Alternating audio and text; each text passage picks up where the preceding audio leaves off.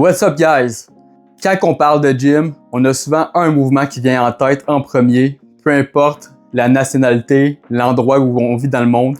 Le bench press est souvent le mouvement qui vient en tête quand on parle de gym. Puis quand on parle justement de bench press, souvent on a une charge qui vient en premier, qu'on veut atteindre, peu importe on est qui, c'est le fameux 2 plate bench. Pour les Nord-Américains, on parle de 225 livres. Pour les Européens qui travaillent en kilos, c'est du 100 kilos. Ce poids-là, universellement, on veut tous l'atteindre. Est-ce qu'on va l'atteindre au même rythme?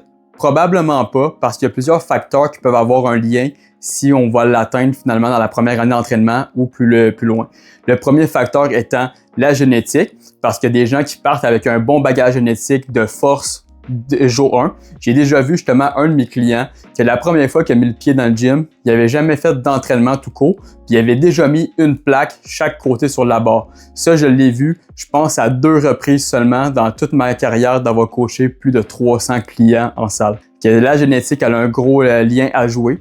Puis après ça, on a la morphologie qui peut avoir un impact. Par exemple, on a 2 individus qui peuvent avoir une force similaire, mais il y en a un qui a des bras courts puis l'autre a des bras super longs. Et celui qui a les bras courts, évidemment, est fait pour le bench. C'est là qu'on va avoir, par exemple, les exemples plus extrêmes de bench spécialistes qui ont des bras très courts avec un tronc relativement normal, puis qui vont être capables d'aller lock-out la barre assez facilement. En plus, on combine à ça qui vont chercher une prise plutôt large. Mais reste qu'on ait des bras courts ou des bras longs, on peut quand même atteindre des bonnes performances. Faut pas s'arrêter à ça. Un autre facteur qui peut avoir un impact si on progresse plus ou moins vite, c'est la capacité à recruter ces unités motrices. Concrètement, c'est la capacité à utiliser la masse musculaire qu'on a sur notre corps présentement. Il y a des gens qui sont plus efficaces que d'autres. Par exemple, on peut avoir 2 individus qui ont la même masse musculaire. Pourtant, il y en a un qui est 2 fois plus fort sur papier quand on regarde les performances. C'est juste que travailler avec le temps son système nerveux pour atteindre des meilleures performances. Donc, tout ça mis ensemble, ça peut faire en sorte qu'on va aller atteindre les perfos qu'on veut de 2 plates plus vite ou moins vite. Mais reste que ça règle pas quand même le pourquoi qu'ils sont venus voir la vidéo, c'est comment qu'on fait pour l'atteindre, ce fameux 2 plate bench-là. Qu'est-ce qu'on doit faire pour améliorer les performances, puis d'aller réussir ce ultimate goal-là en 2025, d'atteindre le bench de 2 plates. Le premier point pour améliorer le bench press, c'est la programmation. C'est important d'avoir un programme qui est bien construit avec les bons paramètres pour être capable d'aller améliorer les performances le plus efficacement possible et d'éviter de perdre du précieux temps. Un premier paramètre qui est vraiment important, c'est la fourchette de répétition.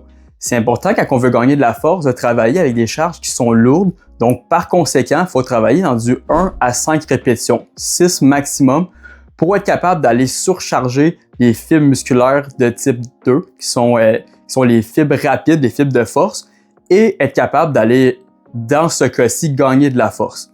Pour gagner de la force aussi efficacement sur un mouvement spécifique, donc le bench press, c'est important aussi d'avoir de la fréquence dans la semaine. Pour ce qui est du bench press, on recommande à ce moment-là de faire du 2 à 3 fois des séances de bench press par semaine, tant que vous récupérez bien et que votre système nerveux reprend le dessus. À ce moment-là, on peut espacer justement les séances aux 2 ou 3 jours. Et pour gagner de la force, c'est important aussi de travailler en sous-maximal, ce qui n'est pas nécessairement le cas quand on veut faire l'hypertrophie ou est-ce qu'on va atteindre l'échec.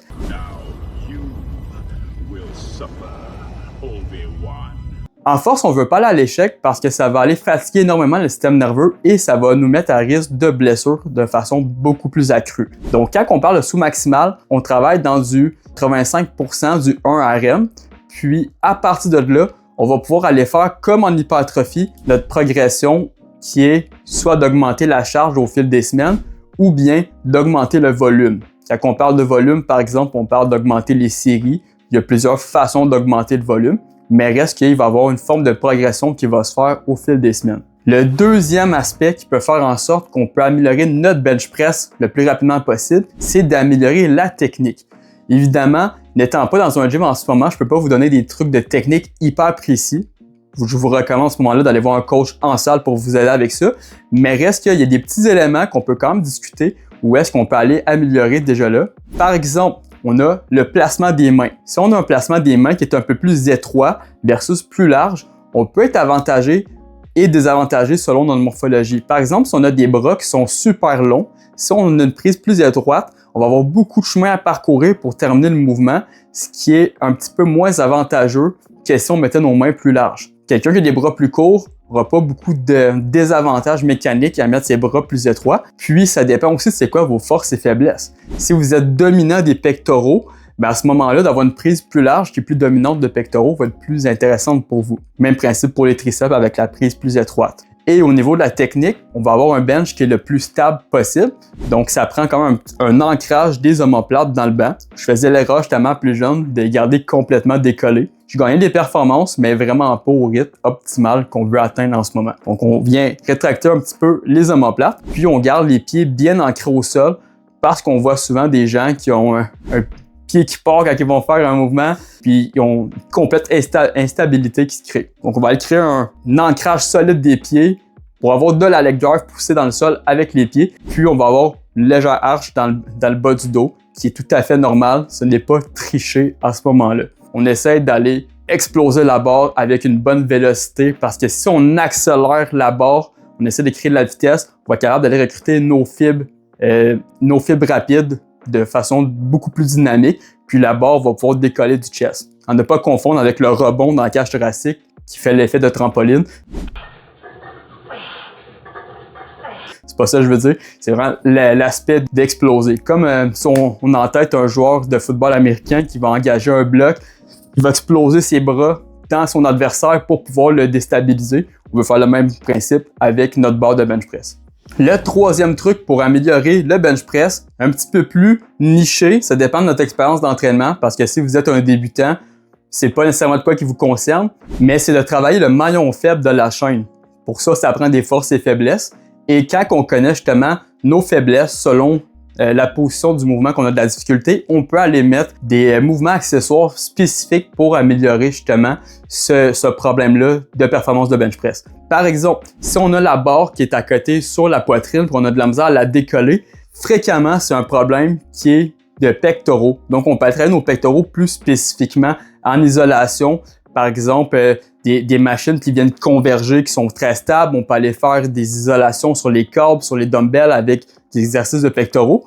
Et on peut aussi faire des exercices de bench qui sont des pause bench. Donc, on arrête au chest pendant 2-3 secondes, puis ensuite on pousse.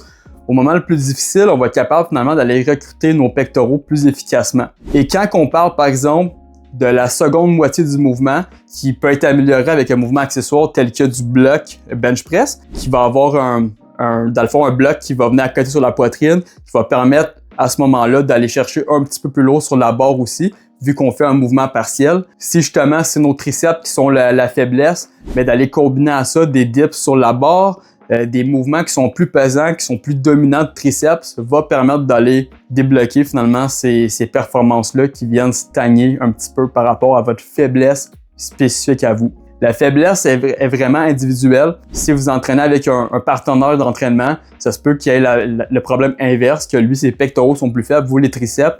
Fait qu'à ce moment-là, c'est important de garder en tête qu'un programme, c'est individualisé. Un programme générique peut donner des bons résultats, mais pas quand on commence à parler de performances sportives plus spécifiques. Et le quatrième élément qui peut faire une différence pour améliorer le bench press, lui ne se passe pas dans la salle d'entraînement, mais plutôt dans la cuisine. C'est la nutrition. C'est important quand on veut gagner de la force de ne pas être en déficit énergétique sévère, d'être en grosse perte de gras, parce qu'on n'a pas beaucoup d'énergie à ce moment-là à attribuer à gagner des performances sportives.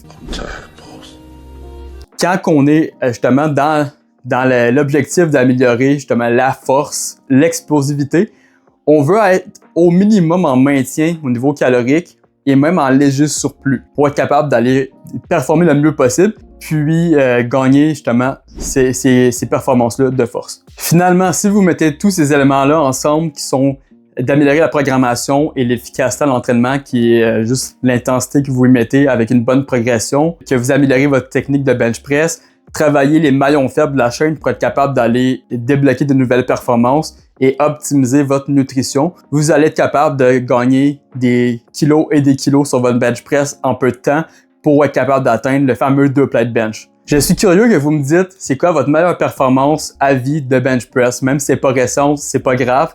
Puis si c'était le fameux 2 plates, de me dire combien de répétitions vous avez réussi à faire avec la charge. Je vous invite à vous abonner à ma page. On continue l'objectif d'atteindre les 1000 abonnés. Là, on approche déjà les 100 abonnés, ce qui est un gros achievement déjà. On se revoit pour une prochaine vidéo, guys. Ciao!